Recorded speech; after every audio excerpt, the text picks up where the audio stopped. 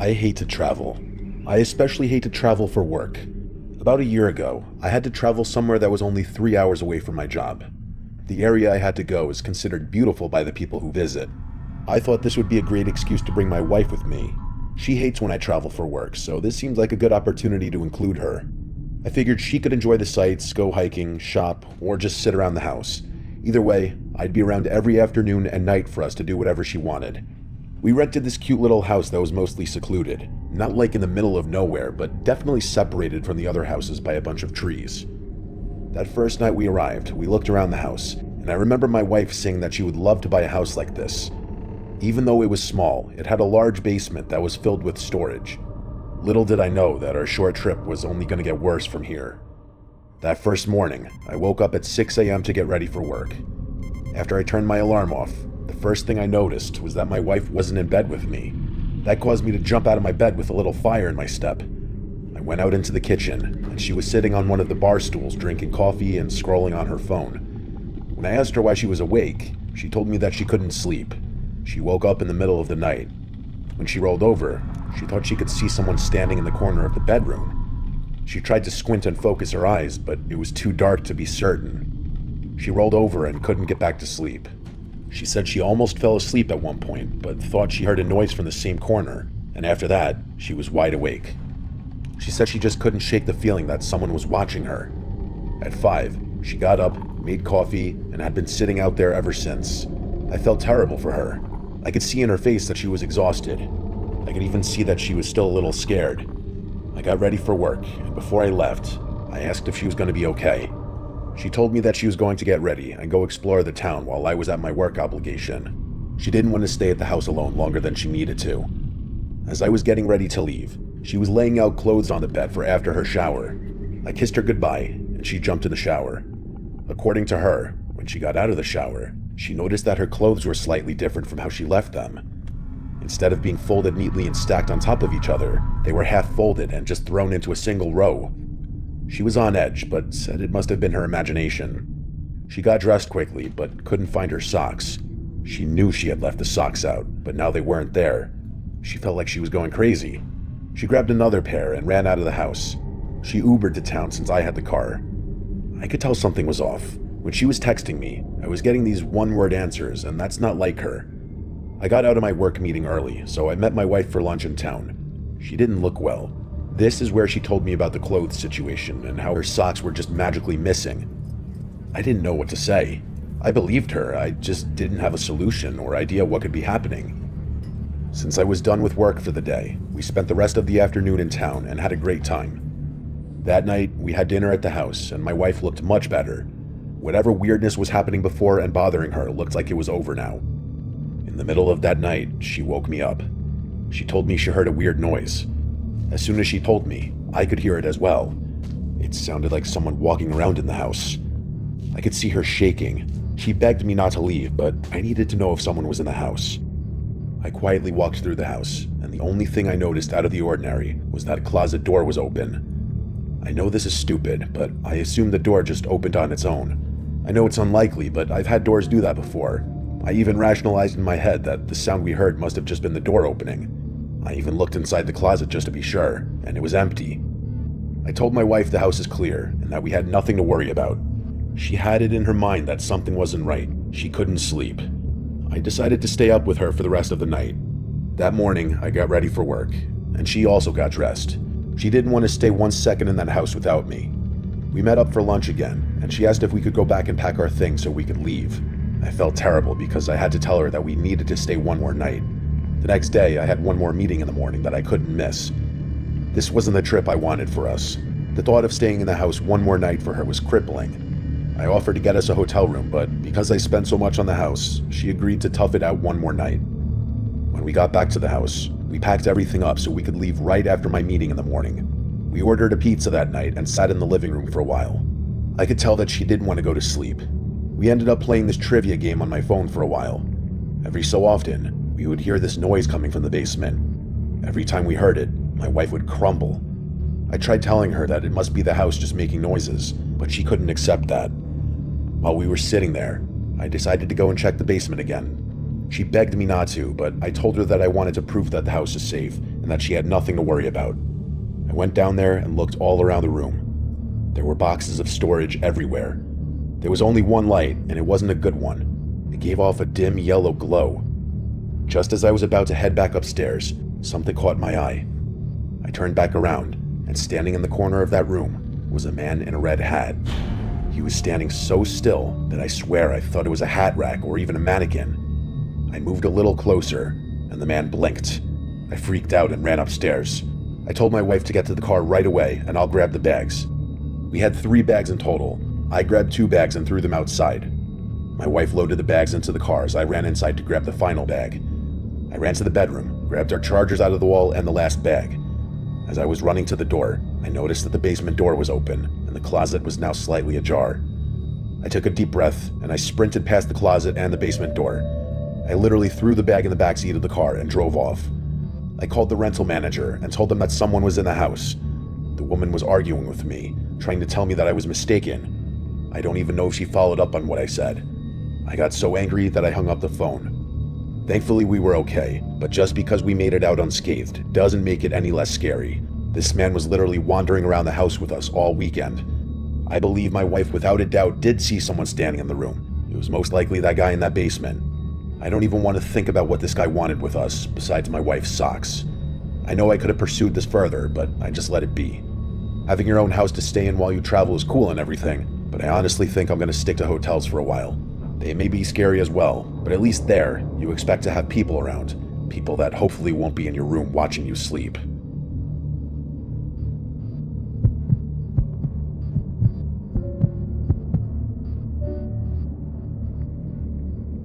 I like to travel, but I don't like to travel alone. So sometimes I'll pay the way for the girl I'm seeing at any time to accompany me. One of the more memorable trips was my trip to Costa Rica with this girl Julie I was seeing. We stayed at the Four Seasons, a damn beautiful resort in every way, one of the nicest places I've stayed. The trip was memorable, not just for its beauty, but the insanely weird and disturbing experience we had towards the end. We were staying there 4 nights, which, trust me, already cost me a pretty dollar. The place was not cheap, but the amenities were great. Life was honestly amazing for the first 3 days. On night 3, late at night after we ate dinner and sat on the beach watching a fire show, the pool and public area slowly started to clear out until it was just us awake. We decided to run to the room to grab the bottle of tequila we had and a few mixers and bring it to the hot tub by the pool. The hot tub was covered in just about every direction by trees and plants, minus the narrow opening to get in and out. There was also a waterfall in the hot tub that made enough noise where we could be as loud as we wanted. We had some fun drinking and whatnot in the hot tub, but it was interrupted when I noticed through the plants someone was on the other side, creeping. It wasn't a person just walking the walkway. Someone was crouching down as if they were spying on us in the hot tub. I shouted hey, and then got out of the hot tub, which, let's face it, getting out of a pool or hot tub takes a few seconds to do. By the time I was out on the concrete and on the walkway, I saw someone hurrying away before turning the corner and disappearing. Julie was telling me to come back and leave it alone, but I ran ahead and turned that corner that the man had just turned. When I did, I saw nothing but an empty, dark trail toward the units, actually in the direction of our unit too. When I went back to the hot tub, Julie and I had a mild laugh about it, but really the vibe was dead because we didn't feel like we had privacy anymore. We got some towels and walked back to the room. So the way back from the pool section to the units, you had to walk a path that's pretty dark at night. It was right between the buildings to one side and jungle on the right. When we got like directly across from our unit, which was on the first floor, to the right in the jungle, we heard rustling. It's a jungle and there's animals, so you'll hear rustling everywhere, but this rustling stood out because it sounded bigger and more intense. It sounded human-made. Julie was scared and said, "Let's go in, please." I told her to go and gave her the wooden key card. I took a closer look into the jungle, and I started to hear this buzzing sound. It didn't sound like a bug or animal. It sounded like a human making a low grumbling or buzzing noise with their throat. Whatever or whoever was in there scattered away deeper into the jungle, and I was left with my heart in my throat. I hurried to follow Julie inside of the room and slammed the door shut. She didn't hear the buzzing sound, but she heard the scurrying away. It felt like someone was here stalking us now. We just went to bed. They couldn't get into a locked room. The next day, while we were lounging by the beach, we told one of the workers about the weird encounter last night, just as a warning for other guests and workers about the strange behavior. We stayed there for a few hours, and during that time, a man dressed as an employee came up to us with a camera and told us to smile and pose, so we did. He took a picture, then smiled and said thanks, and he walked away. We watched, expecting him to go up to other people or couples and take more pics, but when we looked up again, the guy was completely gone. Also worth noting, every other worker at this place was Costa Rican. This dude was white, which, listen, that's not the craziest thing ever, but, this dude was whiter than us. Julie and I noted that amongst ourselves. Skipping ahead to that night, things were nice. We got dinner again, watched the sunset, explored around a little more, and relaxed. We had an early flight the next morning, so we called it pretty early. We were exhausted and fell asleep pretty easily. However, I woke up to a still dark room. It had to be early hours of the morning, maybe 12 a.m. to 1:30 a.m. I woke up facing the patio. Our suite had a patio with a big sliding door, and the patio was screened off to prevent bugs getting in. We left that door open at night to hear the sounds of the animals and the waves outside, but I heard something else out there. I thought for sure it was the sound of a camera beeping as it took a picture. I was like 30% sure of it, until I heard it again. It was the shudder and beep of a camera. I sat upright, and I could see a silhouette standing on the other side of the screen in the patio. I shouted "hey" again, sounding angry, but deep down terrified. All I saw of this person was their black silhouette, and I watched as their silhouette ran away into the darkness. Julie woke up, and I told her the truth of what I saw. I slammed the patio door shut, and I called the front desk. I made a very loud and anxious report of what just happened, and asked them to send someone right away. An employee came 10 minutes later, and I told them everything about the stalker the night before, the man with the camera on the beach, and now this. The guy said they don't have employees walking around taking pictures, which confirmed that it was the same person. In fact, it might have been the same person stalking us the past 2 days. I demanded a new room because we didn't feel safe. They also said they'd check all the video surveillance from the past 2 days. We were moved to another suite closer to the front hall. We kept the patio door in this one shut, obviously. We woke up early the following morning for our flight. We had a shuttle service offered from the resort to the airport. While checking out at the front desk, they showed us the video footage of the man who was stalking us. He was creepily walking around the resort. He only took pictures of us based on the videos we were shown. It was the most horrifying, confusing thing. We couldn't stay for too long because we were in a hurry, but they told us if they found the man, action would be taken.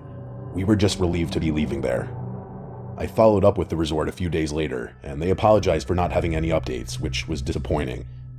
I don't see Julie anymore, but this was a really crazy and disturbing story the two of us share that I sometimes want to reach out to her about just to talk about again.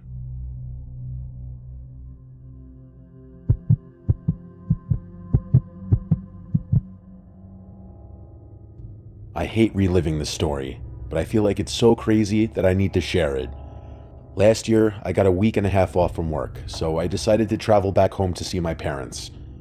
I work in South Carolina, but my family still lives in Massachusetts. It's not right around the corner, but it's an easy drive nonetheless. My parents are older and retired. They don't get to leave the house much because my dad hurt his back when he was still working. My genius idea was that I was going to drive throughout the night and surprise my parents in the morning. I only told my brother I was coming home, just so somebody knew.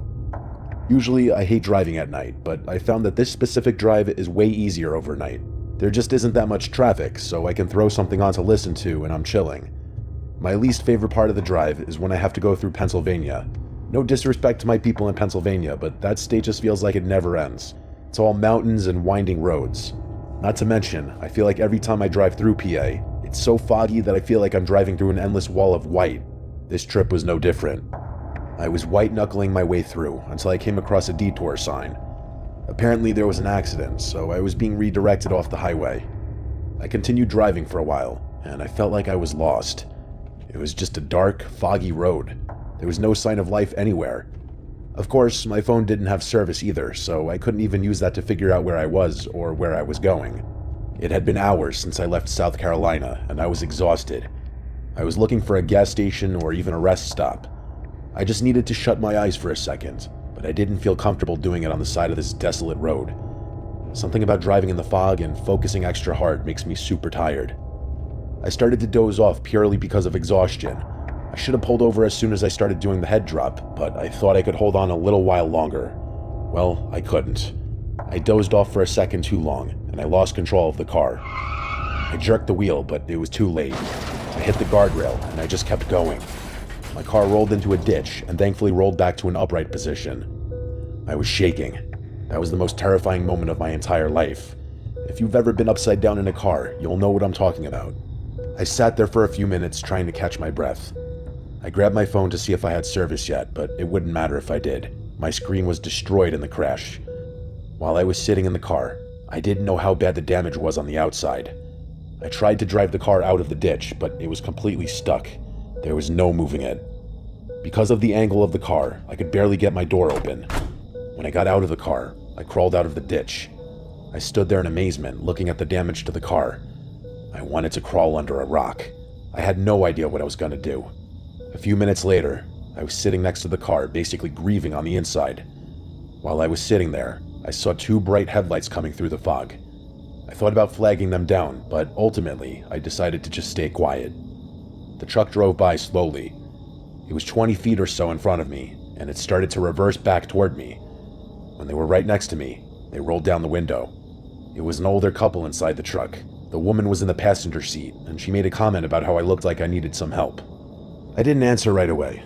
They seemed very nice, but this was the first car I'd seen on this road, and it was also the middle of the night in nowhere, Pennsylvania. Nice or not, I was a little uneasy about this. I also don't want to be that guy, but they didn't physically look like the most inviting people. She asked me again if I needed help, and I just nodded. The large man got out of the vehicle and grabbed a chain from the bed of the truck.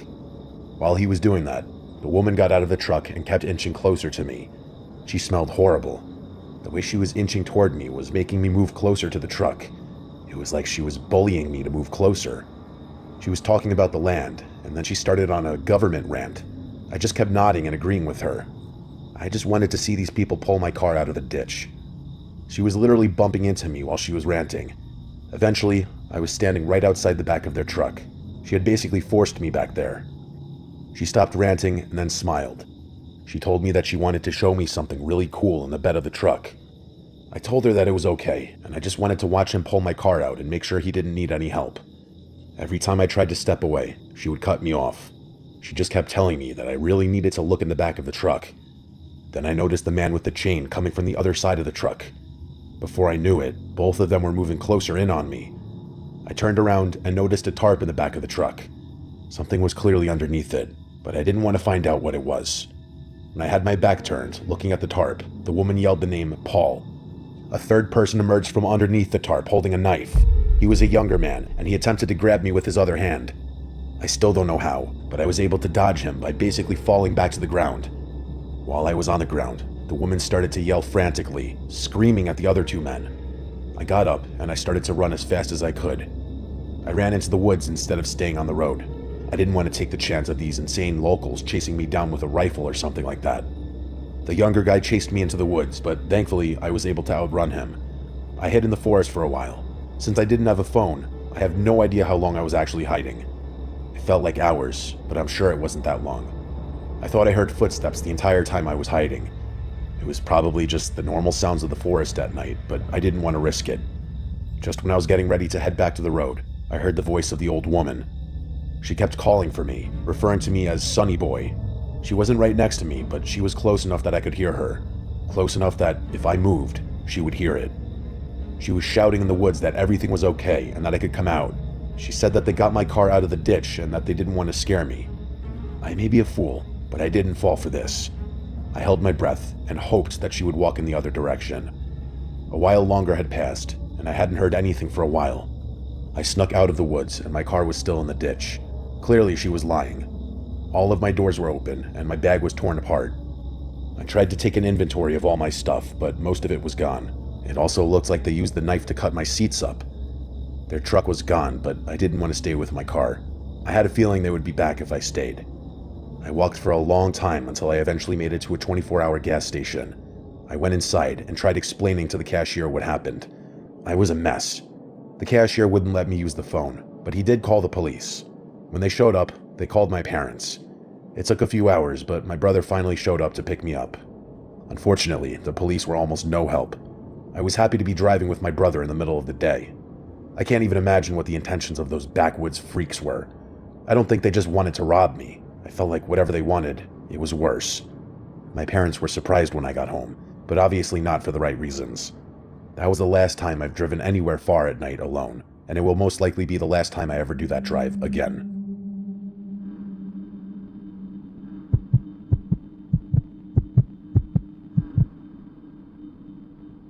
When people think about traveling, oftentimes they think about traveling somewhere with a beach. That's because most people need a break from their job or school to get away, and what better place to unwind than on a nice, relaxing beach? This story, unfortunately, was not a relaxing getaway. A couple of years ago, my girlfriend Allie and I took a trip down south to enjoy some much-needed vacation time. We both work as nurses, and any nurse will tell you, sometimes you need a break. We live in New Hampshire, which is beautiful, but we wanted some of that southern sun. We booked a trip to Key West, Florida. Allie hates to fly, so we made the over 24-hour drive to Florida. Because we had so much time saved up for vacation, we took 2 weeks off, so the drive wasn't nearly as bad because we made several stops on the way. We got to Florida a few days later, and we were blown away by how amazing our resort was. We were right by the ocean. The trip was everything we needed. Most of the trip served its purpose until one terrifying night. Our last night in Key West showed me that it doesn't matter where you are, things can happen out of your control. Allie and I were lying on the beach watching the moon reflect off the water. It was one of those nights where the light from the moon reflecting off the water was literally bright enough that it didn't even look like it was nighttime. We had a large beach towel on the sand, and Allie was lying in my arms. We didn't know this at the time, but I actually had her engagement ring in my pocket. This was going to be our big night.